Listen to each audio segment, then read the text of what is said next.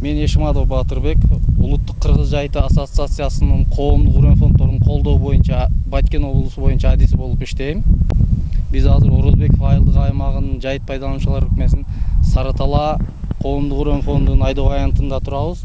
Бул айдоо аянтында 20 гектар сугат айдоо аянтына 4 тонна биринчи репродукциядагы вакула үрөнү себилди.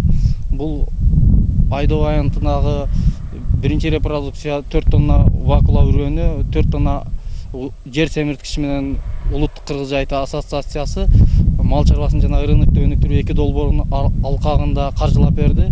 Бул коомдук үрөн фондунун түзүлгөн максаты коомдук үрөн фонду кышкы тоют менен камсыз кылуу.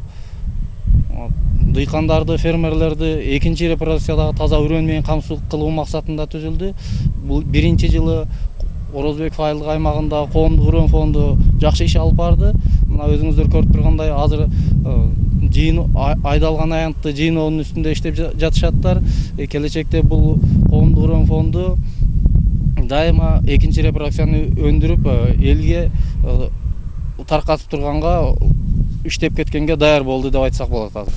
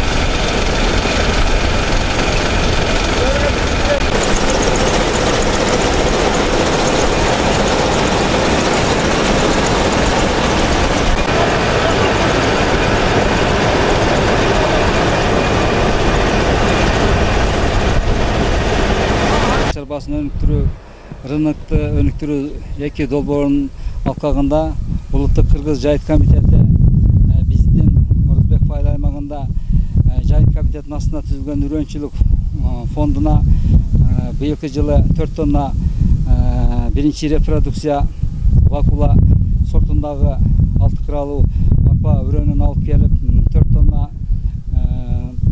жер семирткичти берип, ушул үрөнчүлүк фондуна Орозбек Файыл өкмөт тарабынан жеңилдетилген жерди 20 гектар жерди ажыратып берип, жеңилдетилген шартта ажыратып бердик. Ошол урукту эгип, мына азыр жыйын терим жакшы түшүм алуунун алдында турабыз. Азыр жыйын терим жүрүп жатат. Бул үрөнчүлүк фондуну биз колдойбуз дагы. Эмки жылга ушул дыйкандарды, фермерлик чарбаларды ушул жакшы экинчи репродукцияда үрөн менен камсыз кылабыз. Ошолор дагы жерлерин, бош жаткан жерлерин эгишип, ушул үрөндү мындан ары дагы көбөйтүп, ушул биздин талаадагы эгилбей жаткан жерлерди жалпысынан эктиртип, мына суу маселесин дагы чечүү пландарыбыз бар. Ушундай жакшы иштер жүрүп жатат азыркы учурда.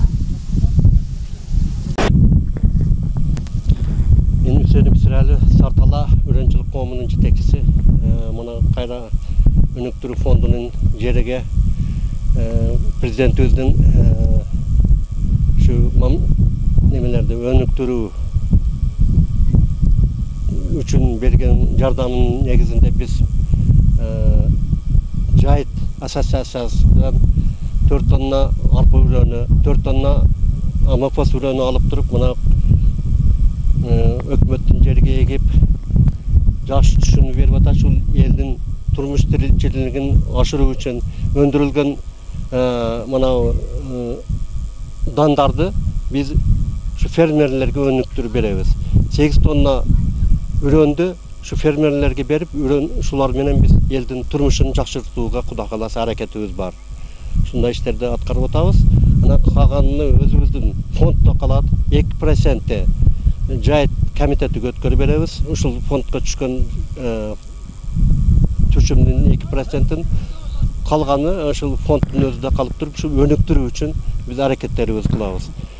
Бул 20 гектар менен чектелип калбастан биз дагы муну гектарын көпкө жеткизип туруп, ушул жерлерде адамдарды тоет базасы менен камсыз кылыш үчүн ушундай аракеттерибиз бар. Сартала коомунда, үрөнчүлүк коомунда 5 суучу, булар суучулук, анан ушуну карап, малдардан карап 5 адам иштеп атты, 2 тракторист, 7 адам болду. Анан ушуну бир жолу суудан чыгардык. Экинчи жолу суудан чыгарганда бул үрөнү дагынан жакшы болот эле, Кудай кааласа жакшы үрөндү берип атат. Азыр жыйынтыгы 20-25 центнерден күтүп атабыз. Ушундай түшүмдү берген турат азыр. Болгондо дагы таза биринчи продукция. Буну биз дагы 3 жыл колдонсок болот. Үрөндү ушул фермерлерге берсек 3 жыл эгип колдонсо болот. Айлык майына бул ар бир 5 кызматкерге ар бириге 10 миңден айына 3 айга 30 миң айлык болду. 150 миң айлык берип атабыз. Трактористтер айдаганыга жараша ушундай келишимдер менен иштеп жатабыз. Анан сууларды өзүнүн тарифи боюнча төлөнөт. Суунун тарифтери ушундай шартта иштеп жатабыз.